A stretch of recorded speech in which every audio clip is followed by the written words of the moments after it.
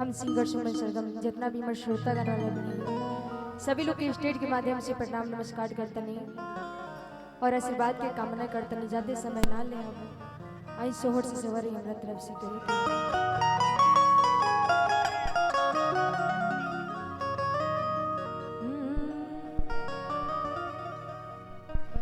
मचिया बैठाला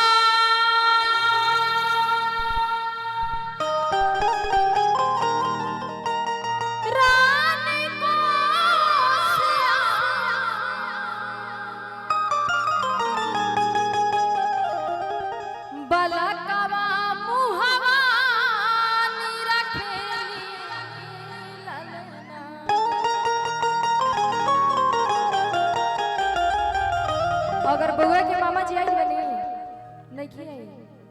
अच्छा हे ला ला ना मोरा बबुआ प्राणा के आधार नयनवा बीच राखा बहे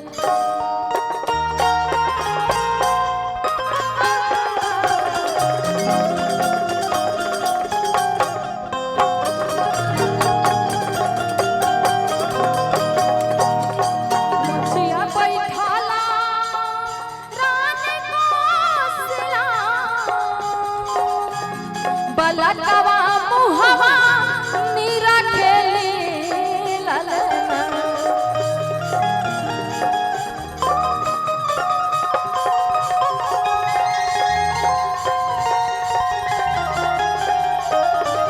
हे ललना मोरा बबुआ प्राणा के आधार नयनवा बीच राखा बहे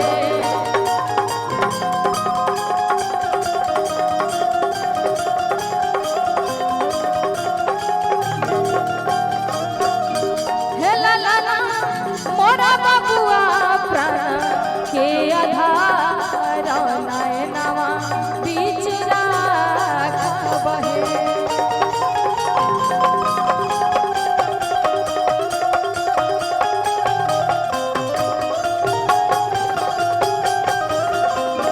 आई अमोल भैया जी की तरफ से ढेर सारा आशीर्वाद प्यार आई। ऐसे ही आशीर्वाद बने रहिए अपन।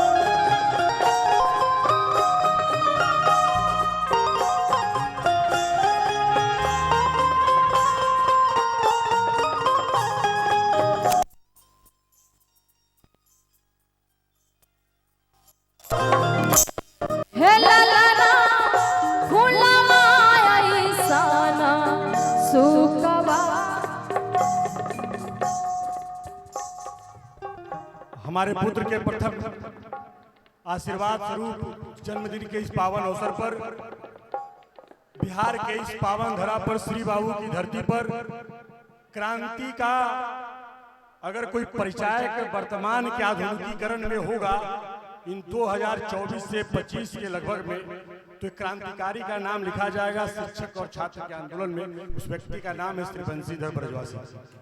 हम आपका इस मर्यादा पुरुषोत्तम की धरती पुरुषोत्तमपुर पे आपका हार्दिक स्वागत और अभिनंदन करते हैं। आपके साथ समाज के गड़ी क्रांतिकारी श्री प्रभात प्रभाकर भी आए हैं, उनका भी हम हार्दिक अभिनंदन करते हैं। बता दे कि सौभाग्य है, इस गांव की धरा का आशीर्वाद है कि आज पुत्र को आशीर्वाद देने के लिए बिहार की मिट्टी के लोकप्रिय गायक श्री गोलू राजा जी, श्री चंदन यादव जी